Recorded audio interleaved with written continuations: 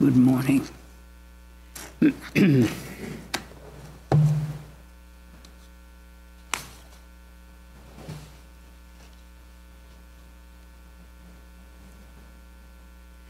Om Asato Ma Sadgamaya Tamaso Ma Jyotirgamaya Mrityormamritam Gamaya Aviravirmayedhi Rudrayate Dakshinangamukam Te Namam Pahi Nityam. Om, lead us from the unreal to the real. Lead us from darkness unto light. Lead us from death to immortality. Reach us through and through ourself, and evermore protect us from ignorance by thy sweet, compassionate face.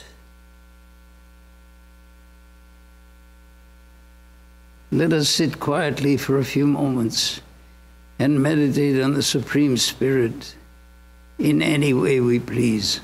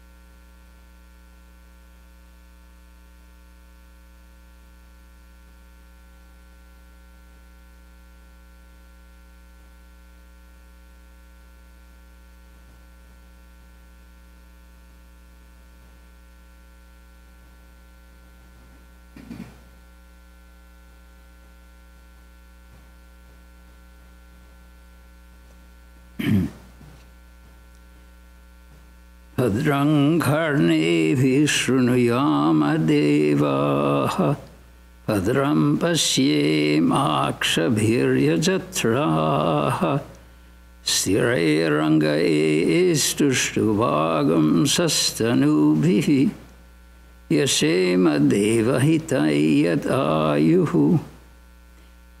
May we hear with our ears what is auspicious. May we see with our eyes what is auspicious. May we enjoy with strong limbs and bodies the life allotted to us. Om, peace, peace, peace be unto us all.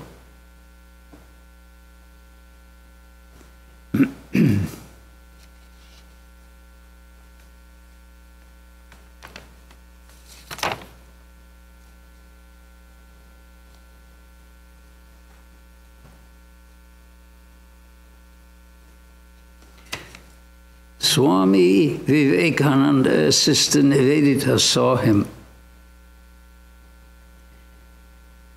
This year we have been celebrating the anniversary of the birth, 100th anniversary of the birth of Sister Nivedita. I won't go much into her biography because it's very well known, but I'll just simply say she was an Irish lady who first heard Swami Vivekananda speak in London and became very much attracted to his thought and to his how he lived his life and his devotion to his own people. And in the course of time, she devoted herself to the service of the people of India, especially the women. She started an educational institution in Calcutta, which became a model of such institutions. And also later on, she became active in the political activities of the Free India movement.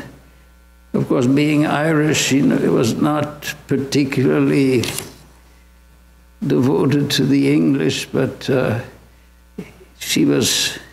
that might have been what got her started in that trend of thought. But anyhow, she became so identified with the people of India, with the ideals of the country, with the great possibilities,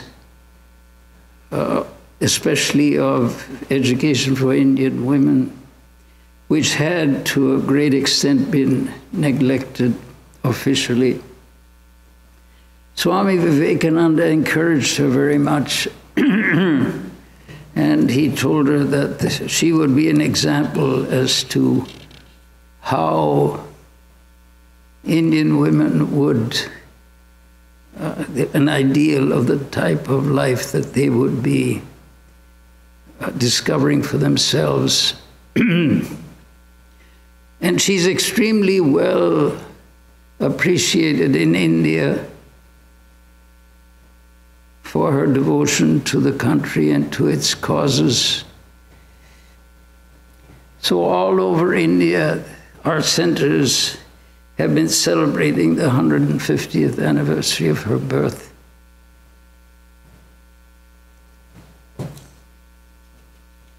So the title is Swami Vivekananda, Sister Nivedita saw him. But really speaking, I've got subterfuge planned. It's not Swami Vivekananda, Sister Nivedita saw him that I really would like to emphasize. A secondary title could be Swami Vivekananda as we should see him. That would be a secondary title, using Sister Nivedita as an entrance into these ideas. But I think really I'd like to go even a little farther than that. A third option, to tell you what I really would like to mention to you, a third title would be Spirituality as We Should See It. But even that is not enough. I've got a fourth subterfuge. And that is to go into this idea, qualifications that are needed to undertake the spiritual quest. Now, you could say, well, you just chose Sister Nivedita as a title in order to pay lip service to her 150th anniversary. You're not really going to talk about her. No, that's not true either. Because I'm going to use her as an example. But I think there's something in the interaction between Sister Nivedita and Swami Vivekananda. I think there's a profound lesson for all of us to learn. It's not something that is necessarily seen right away on the surface, but the whole episode of the relationship of those two, really speaking, is in miniature the drama that plays between us and not only Vedanta, not only the spiritual teachers that are teaching the philosophy of Vedanta, but also spiritual life itself. I think Sister Nivedita is an excellent example of us all, really. I mean, I'm talking about Americans now who have no hereditary associations with Eastern thought, with Vedantic thought, and who come to this through, perhaps through some Christian churches or Jewish synagogues, but perhaps not, perhaps even just coming to it without much previous spiritual endeavor.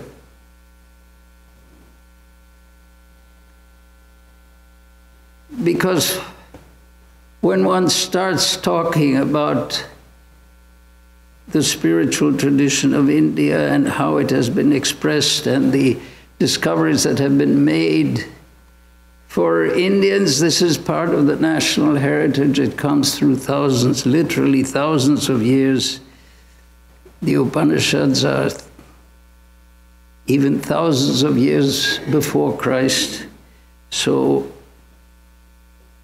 it is built in, you could say, into the system, into the genes. But even nowadays, that's even for people who come from India and should have that in their background and in their system, frequently it's seen that it's not. At some point or other, many people deviate from the tradition of their ancestors and begin to follow the current trends that are prevalent in society. So I think for all of us, whatever our national origin, whatever our spiritual affiliation, I think Sister Nivedita is a very good, very profound example of a basic attitude and a basic problem we all face, and the changes that have to be brought out in us to be able to fully appreciate and mature in this profound spiritual philosophy.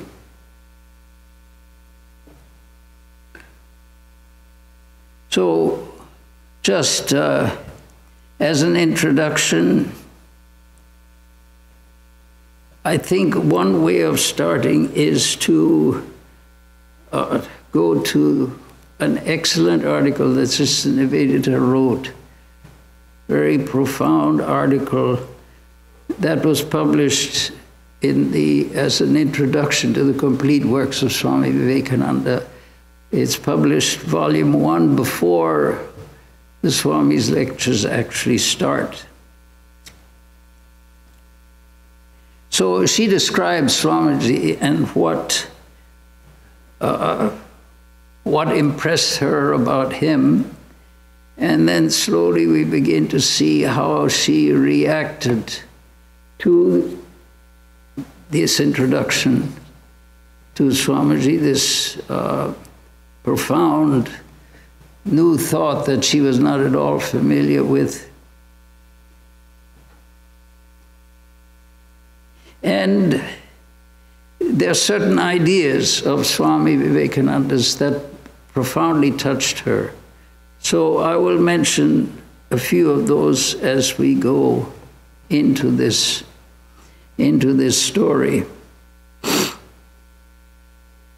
She looked upon Swamiji really as not only a product of the Indian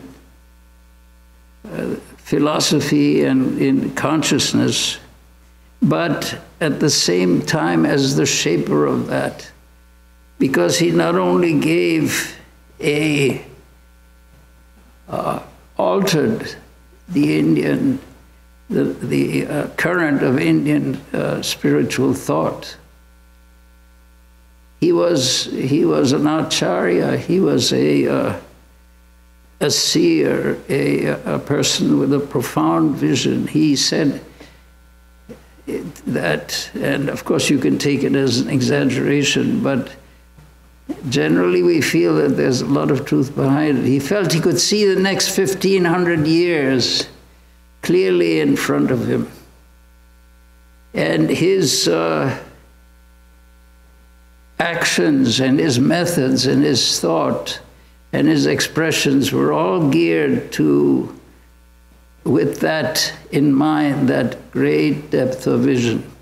Of course, we can also look ahead and see certain trends in our society, certain trends in our thought patterns, and we can also say, yes, I can also imagine the foreseeable future, and that is all right. And it's probably a lot of that will be true.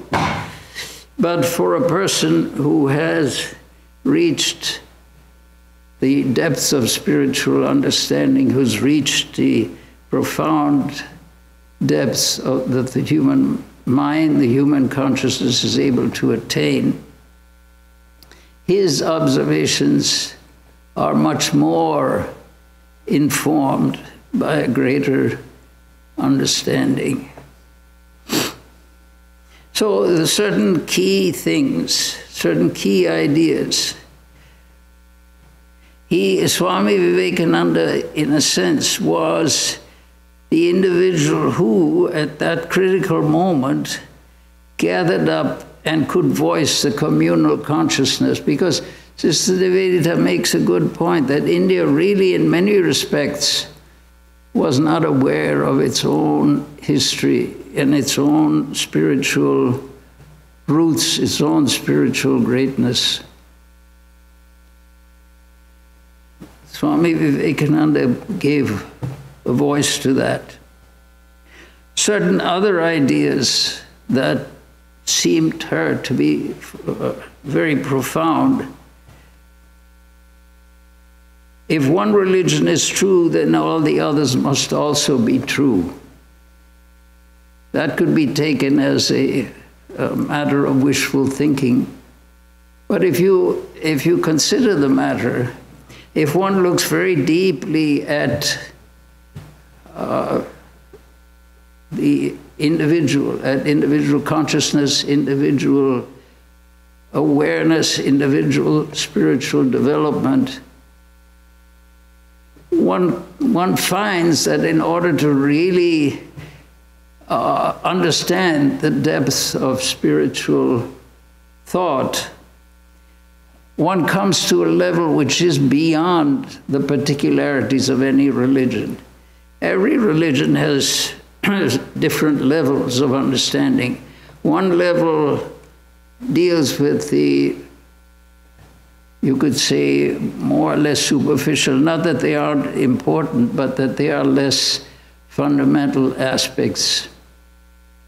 And at some other levels, it deals at a much deeper, on a much deeper plane. So his understanding was that at the very depths, having probed these religions, and Sri Ramakrishna, his teacher, having himself actually practiced many of the different religions, not only the different philosophies and philosophical spiritual systems of India, but also to a deep extent, deep, very short in duration, but very profound extent, he had practiced also Christianity and Islam. And he had found that in all those religions, there comes a point where one gets to the root of religion itself. So the root of each religion really is the equivalent to the root of religion itself. So if any religion is untrue, they will all be untrue. On the surface, there could be differences. On the surface, some might see more clearly and some might see less clearly. But when it's all comes down to the root, there's one reaches the same level. If one religion is true, then all the others must be true. And conversely, if one finds that one religion which has been practiced for a very long time and has manifested people of many different and very deep spiritual understanding, if that is found to be false, then the background of all religions is called into question. That's the, you could say, the corollary of that.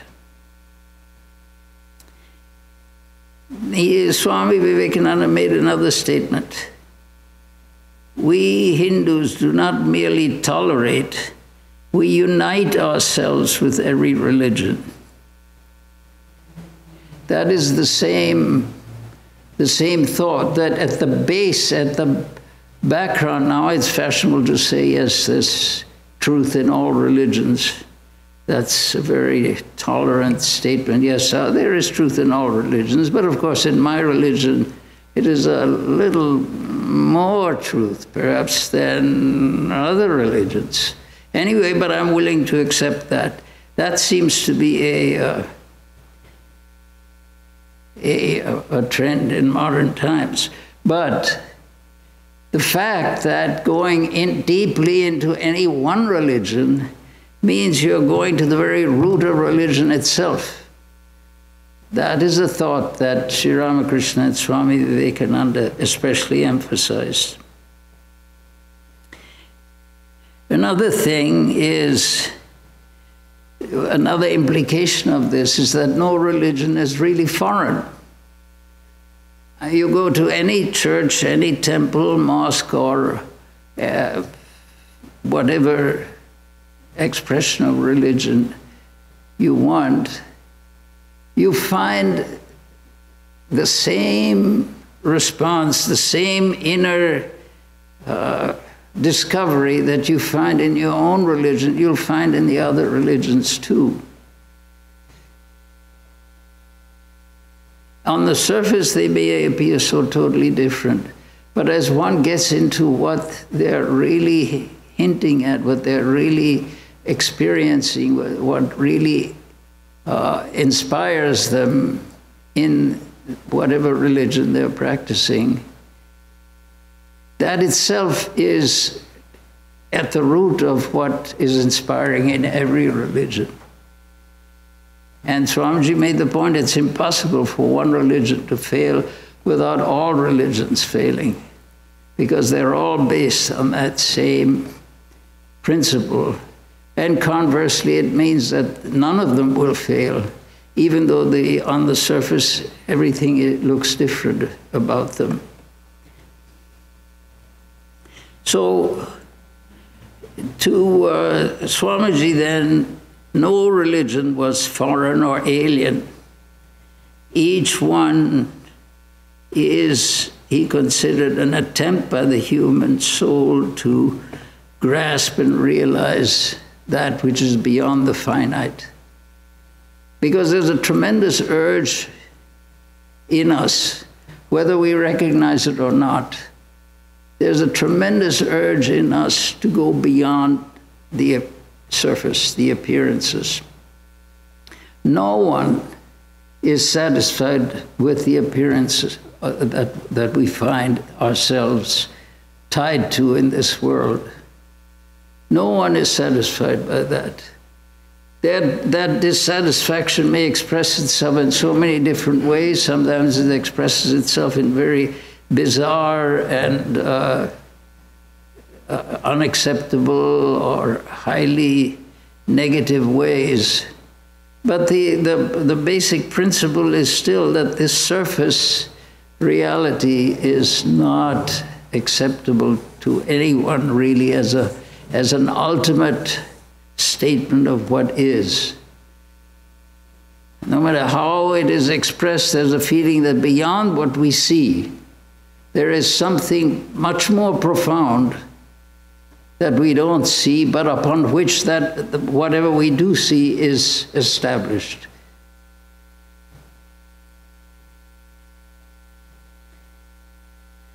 Swami Vivekananda, Sister Nivedita saw Swami Vivekananda as the unifier of all these various streams of thought. Also, she recognized him as being the inheritor of this vast tradition, of this land, which, as she says, the dust of whose roads have been trodden by the feet of the saints for ages and ages. She understood that even before she had deeply imbibed his thought. She understood that there was in him, in Swami Vivekananda, as representative of Hinduism, of Vedanta, she found that he was embodying within himself the tradition of thousands of years. And that itself was one of the tremendous attractions.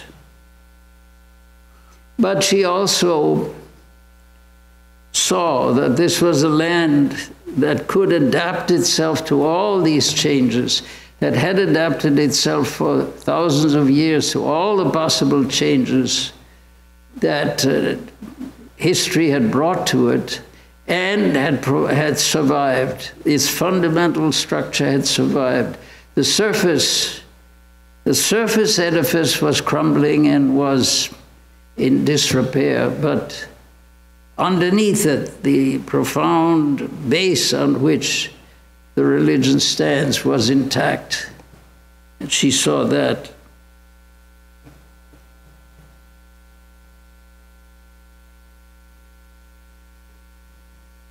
And it is also there, she also saw that there was a possibility that India could absorb all the shocks and the possible destruction and all the convulsions that could be expected in the modern age, that it could survive that because it had, over thousands of years, adhered to that fundamental basis, which was its foundation. So if the superstructure crumbles and shakes, but the foundation is firm, when that superstructure is rebuilt, it will be more solid than it was before. She saw Swamiji, furthermore, as a preacher of a religion for which all creeds and all churches are only a traveling, a coming up of different men and women through various conditions and circumstances to the same goal. It was not that one or another religion is true in this or that respect or for this or that reason, but that all these religions, in whatever forms they may take, whatever circumstances may dictate for them, they are all to be seen as pearls that are strung upon one thread, which is what it says in the chapter 7, verse 7 of the Bhagavad Gita, in which Sri Krishna states that matah parataram nanyat, then myself, there is nothing higher. Myself being the essential reality of all religions. There is nothing higher. Mai sarvamidam protam. On me, all of this has been strung. Sutre manigana iva. As on a string, mani, a row of gems, is threaded. So the basic idea is that fundamental eternal truth is one and unchanging, and each opinion, each religion, each system of thought, in some way or other, it may be a good, it will certainly, everything will have good aspects and bad aspects. But all of these thoughts that are generated as profound interpretations of our experience, these are all different versions that are threaded on that reality.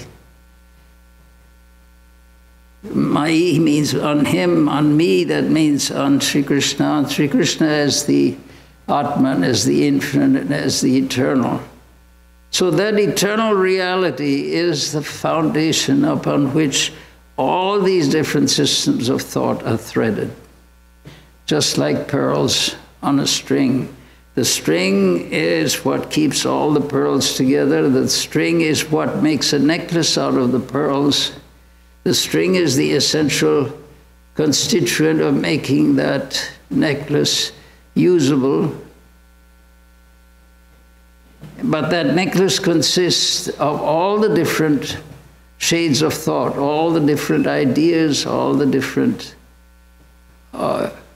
religions, systems of thought. The central truth of all of them, upon which they are all, it is like one mountain, that everyone in every different religion is looking at that same mountain. So they describe it differently, but it is the same. Actually, it is the same mountain. They are all looking at the same thing. They're seeing it totally differently. They may be coming from different directions. Apparently, there's a mountain in Hawaii like that, the island, the main island of Hawaii, in which on one side is desert, or almost so. On the other side is a rainforest. But it's the same mountain. It's a rainforest because the winds from the Pacific deposit all their water on this side. When they come over the mountain, there's no water left in them. That part of the mountain is dry. So if a person is coming up, two people are coming up, one on each side of the mountain, and they're in communication. Of course, we'll assume they have cell phones. Everybody's got a cell phone nowadays. So they're talking to each other, and one of them is saying, oh, it is so hot and so dry, I cannot go any farther. And the other one is slogging through a rainforest with water up to his waist. He's saying, what is this person talking about? He must be absolutely demented to be able to feel that this is the type of terrain that he is in. So they're talking totally differently, but as they climb up the mountain, they find the person that is on the side that is totally dry sees some clouds forming. The person that's on the other side finds that the rain has stopped. And as they get onto the top of the mountain, they find they're on the same mountain. They were not talking about different places. This was the same reality, which can appear this way and it can appear that way.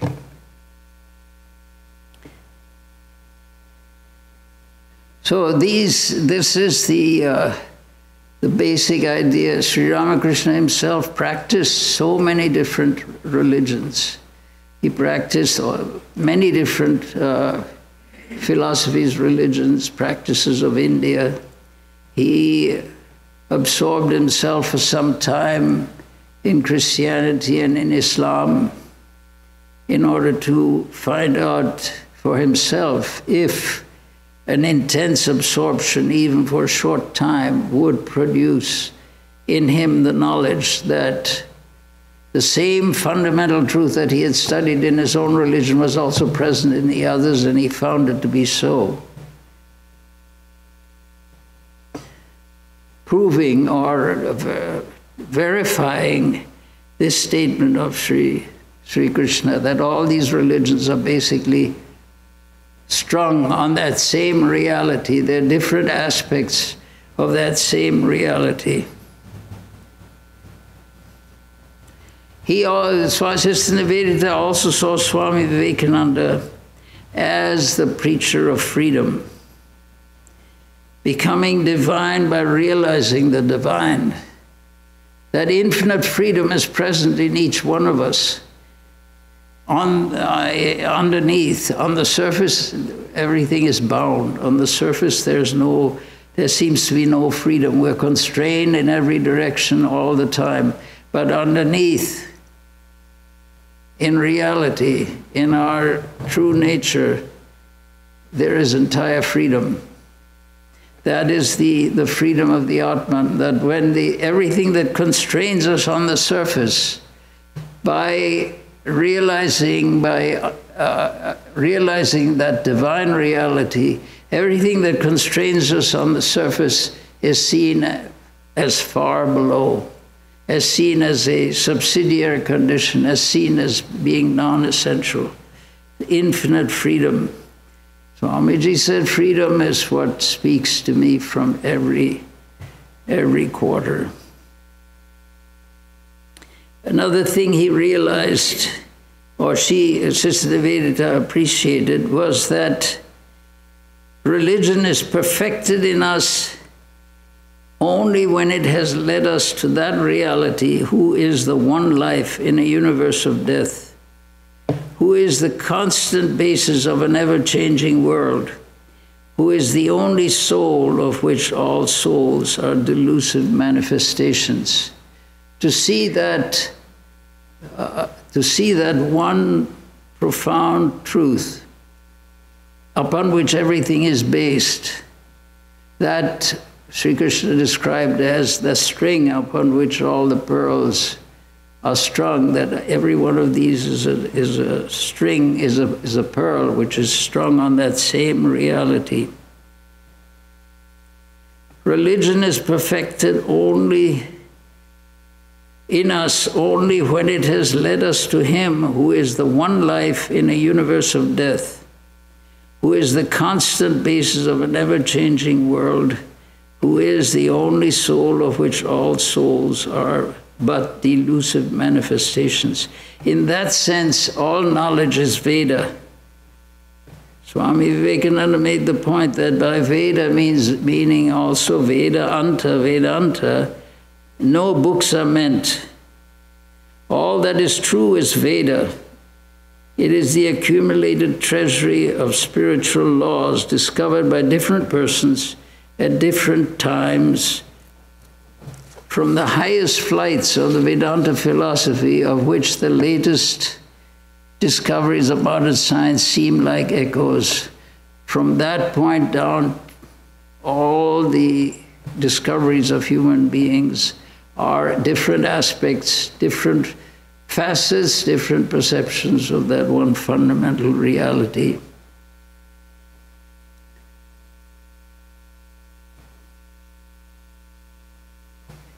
Many things Swamiji taught her, many things she experienced by, in her long discipleship under Swami Vivekananda. She took one, coming back to the West after she had been in India. She came back when Swami Vivekananda came back for the second time, and they had something like 6 weeks on a ship in which he was instructing her, and they were discussing every day, so she had an opportunity to really probe into the depths of his thought. And she became, so many different ideas were made clear to her. For one thing, she said, one thing she learned in this, probably on this trip, things do not grow better. They remain the same. They remain as they were, but we grow better by the changes that we make in them. Another idea, you forget your own part. See, many times we feel ourselves bound by the law of karma. Oh, it is my karma to be born in this way under these conditions. Nothing more can be accomplished in this life. Next life I will be born in a better situation. And then hopefully karma will again be, will be propitious. But Swamiji's idea was, karma is nothing. He said, you forget your own part in the law of karma. Yours is always the right to rebel. That implies not only is there a right to rebel, but we have the ability to rebel. So we should not feel that we're bound. We should feel that we are free. Freedom is what religion spoke to Swamiji from every side. Now all these and so many ideas, she slowly began to absorb. Religion is perfected in us only when it has led us to Him who is the one life in a universe of death, Him who is the constant basis of an ever-changing world, who is the only soul of which all souls are but delusive manifestations. This is the basic truths of Vedanta, that our perceptions here are really, every perception is a perception of God. And when we interpret the perception, that's when we put in the duality, and some things are good, some things are bad, some things are effective, some things are constructive, some things are destructive. So the profound truths of Vedanta, this is what Swamiji taught her. So Swami Vivekananda, Sister Nivedita, saw him. Now Swami Vivekananda, as we should see him, as the freer of souls, as the one who saw freedom in every apparent bondage, as the tremendous power of inspiration to the lion, so that we should be like a lion bursting the bonds of our cages. Nirgacchati jagat-jalat.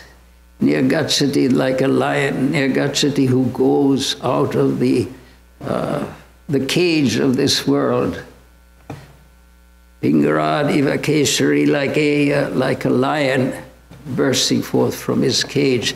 That's how we should That's what the energy that Swami Vivekananda was putting in us. So this is the first thing. Swami Vivekananda, Sister Nivedita, saw him. Then, as Swami Vivekananda, as we should see him. The next is spirituality, as we should see it. The Swami Vivekananda was the embodiment of the Upanishads. And in the Upanishads, it is made quite clear that there is one reality here, which is interpreted in many different ways. And until we are able to see that reality, until we are able to experience that reality, we will not be able to obtain freedom. So the basic idea of freedom, the basic idea of spirituality, as we should see it, is the quest for freedom. Freedom means to be able to see that one reality, which is the foundation of the many, as the one that is the foundation of the many. When we look at anything, we're seeing the surface only. If we're able to quieten our minds, if we're able to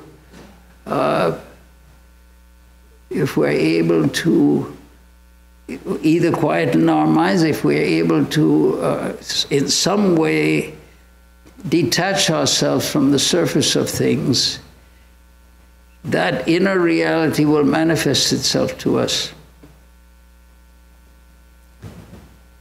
And that inner reality is how we should look at everything that we see around us. Everything that we see has a surface reality, and it is that surface reality is placed, is seen against an unchanging background. If we concentrate on the surface reality, we will never see the unchanging background. If we concentrate on the unchanging background, eventually, as the saints have shown, we will see only that background, and we will see the surface as being essentially the background that's seen through the lens of the surface. Now, what are the qualifications that are needed to achieve this reality? Conditions, for instance, of discipleship. In order to learn, in order to be able to appreciate, in order to be able to achieve an introduction into that deep spiritual realm, we have to learn from a teacher. Anything you want to learn, if you want to learn anything in this world, it has to come from a teacher. First of all, we learn from our parents, and then we learn from our teachers in schools. Everything we learn, if you want to study medicine, you have to go to medical school, learn from a medical practitioner, go to the hospital, take care of patients. This is the only way we learn anything. So how is it that we're going to be able to learn spirituality without a teacher? So the insistence always is that we should, by approaching a teacher who has achieved a certain amount of development, he can show us the way to that certain point. So how is it that we're supposed to approach a teacher? Traditionally, samit pani, with fuel in hand. In those days, in the ancient days, people approached their teachers by bringing firewood, because in those days they were tending fires, sacred fires, that was the obligation. So if you want to, I mean, here when you go to visit someone, you bring something also. Generally, people don't come empty-handed when they go to somebody else's house. So because they expect hospitality, they give something in return as a token, at least as a token. So when you go for spiritual instruction, you also bring something to the teacher, because the teacher is going to give the essential keys to one's spiritual development, the essential keys that will enable us to realize these profound spiritual truths. So how else do we come? There's a verse in the Bhagavad Gita. After the verse, after the last instruction in the Bhagavad Gita, in which he says, Sarva dharman parityajate, give up all dharmas, give up all these methods of spiritual practice. Sarva dharman parityaja, mam ekam sharanam vraja, mam ekam, me as one, me alone. Seek refuge in me alone. What is the me? The me is that spiritual reality on the one hand. The me is also the God, the divine incarnation, or the divine teacher. That is, it is from whomever you learn. Me is also the spiritual teacher. Mamekam sharanam raja, take refuge in me alone. Take refuge, me also means that profound spiritual reality. That is my own true nature. Taking refuge in that, that itself will save you from all sins. Sarvadharman parityaja, mamekam sharanam raja. Aham tva, I will mokshayishyami, I will cause you to be freed. Have no fear. So what are the conditions? But then the next verse, Sri Krishna says a very interesting verse. He has summarized his whole teaching of 18 chapters by saying, okay, I've taught you all the details, but what is the heart that I'm trying to teach you? Take refuge in that reality alone. In other words, there is the way to realize the truth is to take refuge in that truth itself, to absorb yourself in that truth, to fill yourself with that truth. Now, but then that itself will save you from everything that militates against it. But the very next verse, he puts in the conditions of that a disciple, under which a disciple should approach a teacher. One of the conditions is na tapaskaya. Atapaskaya, a person who doesn't have tapas, who doesn't undertake austerities, a person who is not up and struggling, who is not struggling for this. In other words, a person for whom this is not important enough to actually cause him to act. Na tapaskaya. Na bhaktaya. He is abhaktaya. He has no devotion. Devotion to what? Devotion to finding that truth, devotion to the teacher. Devotion is one of the profound qualifications for being able to absorb the instruction.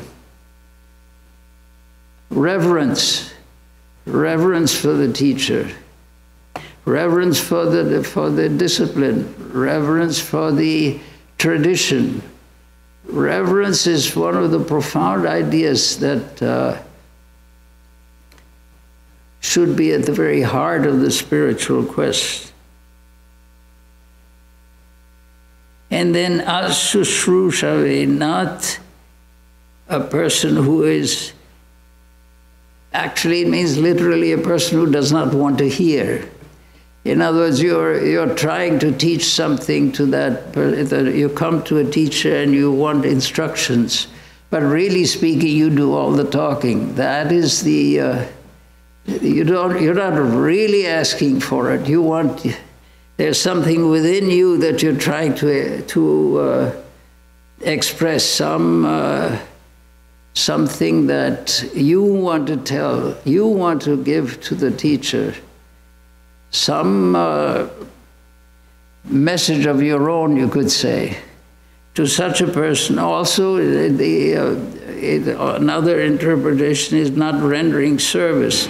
If you come to a teacher, the ancient tradition was samit panihi, with firewood. One approaches the teacher with firewood in hand. In those days, in the ashramas of the teachers, there would be always fires. That was a daily obligation. So firewood was one of the essentials of daily life. So that in this case, we don't have fires to intend, but we have service.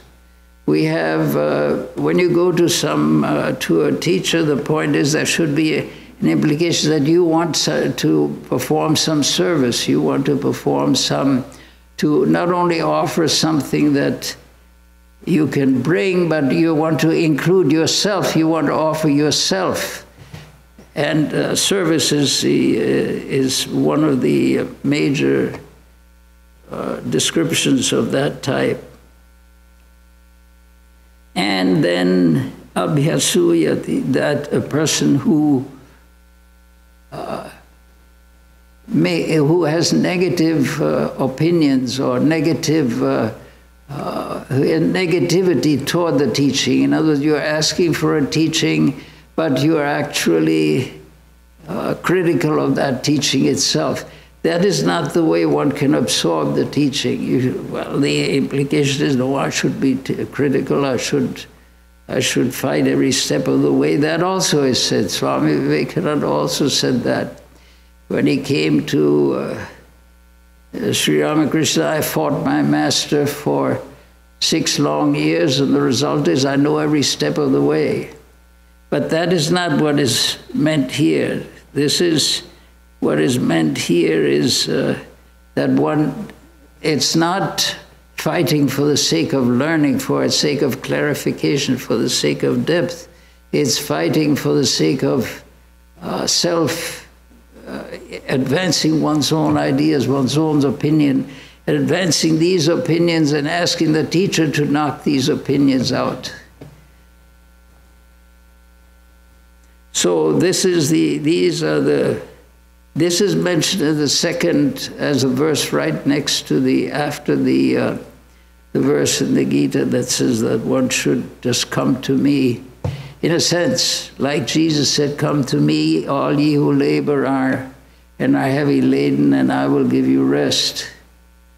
But the condition of that discipleship, there are conditions for that. When you come that way, these things should be done. There should be austerity. There should be there should be a strenuous dedication to finding of this truth. There should be devotion to the spiritual truth, devotion to the spiritual teacher, devotion to the line of spiritual teachers. There should be the feeling of rendering service, of performing even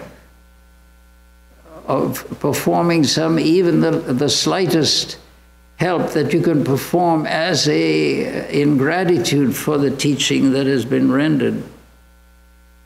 And that there should not be any negativity in one's mind about this, about the teaching and about the teacher. Another way of expressing the idea of going for spiritual teaching is as though one's hair is on fire. A person whose hair is on fire goes to a lake and jumps in to quench that fire. That is how one goes, or should go, to the teacher, that there is a possibility now. For so long I have had nothing. I've had no I saw no light anywhere. I was, as it were, moving in darkness. And now, in some way, I've been able to find a teaching and find someone who can instruct me in that teaching. So with intense gratitude and with intense joy, to intense relief, I rushed to that teaching and I rushed to that teacher. That is as though one's hair was on fire, that having finally found, so yes, this is a possibility, this could be the solution to my problems.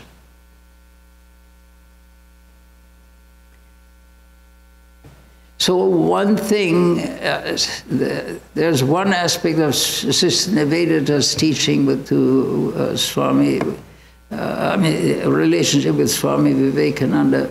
He could sense in her something that was, again, a violation of these conditions. He could sense in her an innate proudness, an innate feeling that what she knew and that this tradition that she had grown up in, this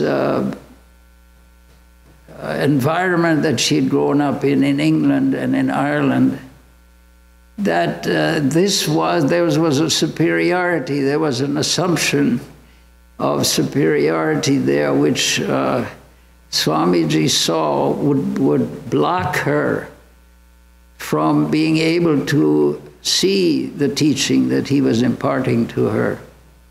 So he aimed to get rid of that. He did that in a very forceful way that was, in a sense, very shocking and disturbing to her, that he was being so insistent and negative. But when she understood that what he was trying to change in her was an insularity of outlook, the parochial nature of her opinions, the innate assumption that she really had nothing to learn except details, then when she understood that that's what he was after, then she changed course and became this, instead of being a person who disparages the teacher or who goes, is not after the essential reality, or is after the essential reality, but from a standpoint of superiority, there has to be a certain surrender. There has to be a certain, feeling of dependence, a feeling that I'm dependent on this for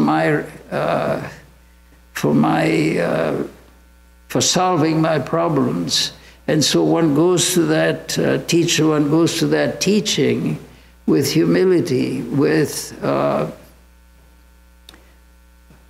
sense that this is something extremely precious that I have to, it's not something that I can make any conditions about.